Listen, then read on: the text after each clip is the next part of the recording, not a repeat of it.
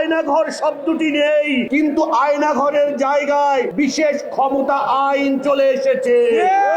এই আইনের উদ্দেশ্য হলো ভয়ের পরিবেশ তৈরি করা, ফেরাউনি শাসন তৈরি করা। সেকুলার এলিটদের জন্য একরকম আইন, আর দাড়ি টুপিওয়ালা সন্দেহভাজন মুসলমানদের জন্য আর এক রকম আইন। তারা মুখে বলে স্বাধীনতার কথা, কিন্তু তাদের পকেটে ফ্যাসিবাদের পিস্তল। এই পিস্তল তখনই চলে আসে যখন তাওহীদি জনতা, ইসলামপন্থীরা কথা বলে। আপনারা সকলে জানেন যে আমরা জুলাইয়ে এই বাংলাদেশের তাওহীদি জনতা আপামর জনসাধারণের সাথে মিশে রক্ত দিয়ে বিগত ফ্যাসিস্ট সরকার থেকে এই বাংলাদেশকে মুক্ত করেছিল। ভালো লাগার প্রতিটি মুহূর্তে থাকুক একটি সুন্দর পাঞ্জাবি শপ বিডি, আপনার সিগনেচার লুক, শুরু বসুন্ধরা সিটি, ঢাকা। কিন্তু আমরা দেখতে পাচ্ছি যেন এই বাংলাদেশে এক ফ্যাসিস্ট গিয়ে আর এক ফ্যাসিস্ট ক্ষমতায় বসেছে। আমরা এই অবস্থার পরিবর্তন কামনা করছি।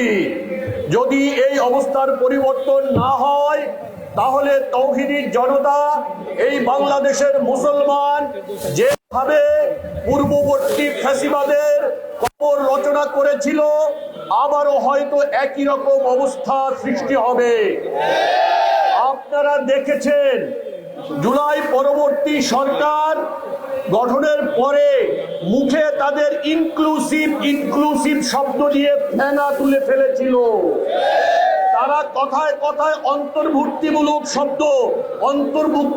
সরকার বারবার বলছিল, কিন্তু আমরা দেখতে পাচ্ছি তাদের অন্তর্ভুক্তির শব্দের অর্থ হলো সমকামীদেরকে অন্তর্ভুক্ত করা, বিকৃত যৌনকামীদেরকে অন্তর্ভুক্ত করা।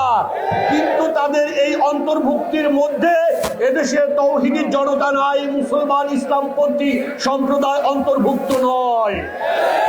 আমরা দেখেছি সম্প্রতি বিক্রমপুরে আতাউর রহমান বিক্রমপুরকে বিশেষ ক্ষমতা আইনে আটক করা হয়েছে। এই বিশেষ ক্ষমতা আইন হলো আইনি প্রক্রিয়ার গালে একটি চপেটাঘাত।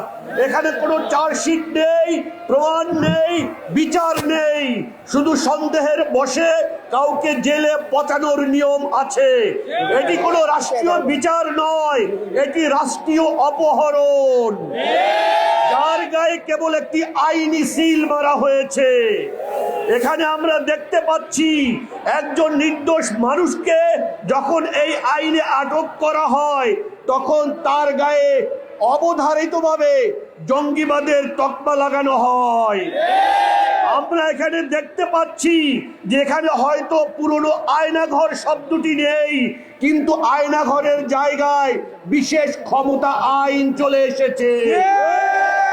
আমরা এখানে দেখতে পাচ্ছি এই দেশে নাগরিকদের জন্য দুই রকম আইন প্রণয়ন করা হচ্ছে, ব্যবহার করা হচ্ছে। সেকুলার এলিটদের জন্য একরকম আইন, আর দাড়ি টুপিওয়ালা সন্দেহভাজন মুসলমানদের জন্য আর এক রকম আইন। একটি দেশে এই দ্বৈত শাসন চলতে পারে না। সবার জন্য যদি আইন সমান না হয়, তাকে কখনো স্বাধীনতা বলা যেতে পারে না। এই আইনের আসল উদ্দেশ্য কখনো অপরাধ দমন নয়, বরং এই আইনের উদ্দেশ্য হলো ভয়ের পরিবেশ তৈরি করা, ফেরাউনি শাসন তৈরি করা।